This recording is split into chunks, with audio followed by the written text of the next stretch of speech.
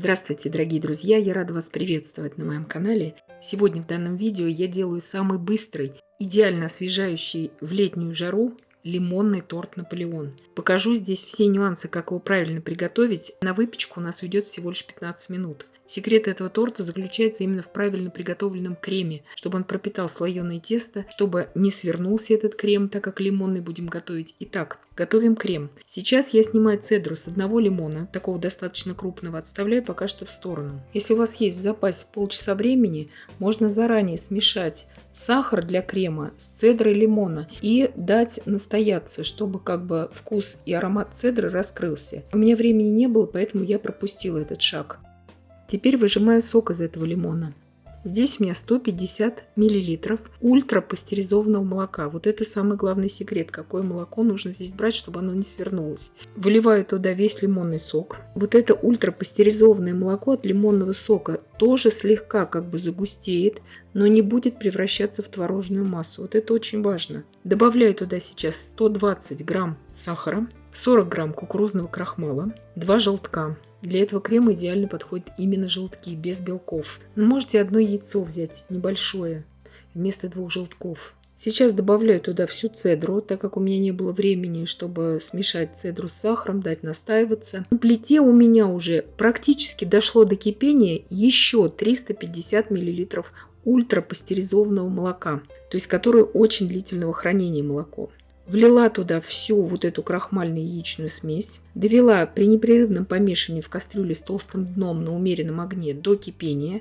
Когда пошли первые пузыри, проварила примерно 30 секунд и добавляю туда 50 грамм холодного из холодильника сливочного масла. Это поможет остудить массу. Масло очень быстро растворяется. И сейчас я переливаю всю эту заварную основу в ту емкость, где она у нас будет остывать до очень холодного состояния. Вот здесь ее нужно остудить. Я ее не процеживаю здесь, пусть цедра останется у меня в креме, для того, чтобы у торта был более насыщенный потом лимонный вкус и аромат. И вот когда я убрала уже заварную основу на остывание, я выпекаю слоеное тесто. Здесь я беру 275 грамм готового бездрожжевого слоеного теста. Нарезала его вот на такие полоски и выпекаю при 200 градусах Цельсия где-то примерно 15 минут. Это все будет зависеть только от вашей духовки. Выпекаю без конвекции. То есть здесь нужно смотреть именно от особенностей вашей духовки и от того, что написано у вас от производителя на упаковке этого теста.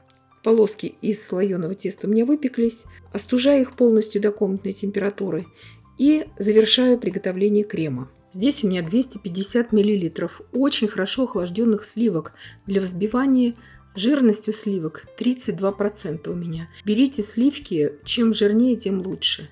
Также добавила туда 8 грамм ванильного сахара. Сахара дополнительно я не добавляю, заметьте, потому что в заварной основе уже достаточное количество сахара. Сейчас частями эту заварную основу я просто перемешиваю вот так вот аккуратно со сливками и просто прорабатываю миксером. Ничего я не взбиваю, просто до объединения. Получается очень воздушный, пышный, идеальный лимонный крем-дипломат. То есть мы по сути приготовили крем-дипломат только лимонный. Вкуснейший крем получается. И я начинаю сборку этого торта. Сразу хочу ответить на вопрос в комментариях, можно ли использовать вместо ультрапастеризованного молока просто молоко. Я не советую, потому что у вас оно может свернуться от лимонного сока. И также я не советую для этого рецепта все-таки, так как у нас здесь бездрожжевое слоеное тесто, использовать сгущенное молоко с сахаром, обычную сгущенку. Потому что вообще текстура у крема со сгущенкой более плотная всегда. Более чувствуется крахмал в этом креме тогда. Потому что слоеное тесто, оно требует особой пропитки для себя. Все равно. Поэтому лучше здесь готовить все-таки вот таким способом, как я показала. Можно, конечно, приготовить и другие кремы, но лучше вот этот способ использовать. Итак, сейчас я вот так в пленке пищевой заворачиваю вот этот рулет. Здесь что-то нечто среднее между у меня пирамидкой и рулетом получилось. Убирала я в холодильник заготовку на 4 часа, чтобы уже хорошо все пропиталось. Можете на ночь убрать. Но в моем случае уже достаточно было 4 часов. Заворачиваю вот так вот в пищевую пленку, убираю в холодильник. Пищевая пленка, заметьте, от этого крема после полного охлаждения торта, после полной пропитки этого торта прекрасно отделяется от крема.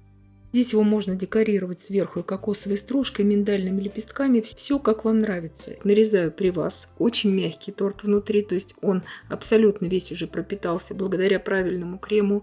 Торт получается нежнейший. Очень-очень вкусный, очень советую его готовить. И я надеюсь, что видео было полезным и познавательным. Подписывайтесь на мой канал, ставьте лайки, пишите комментарии.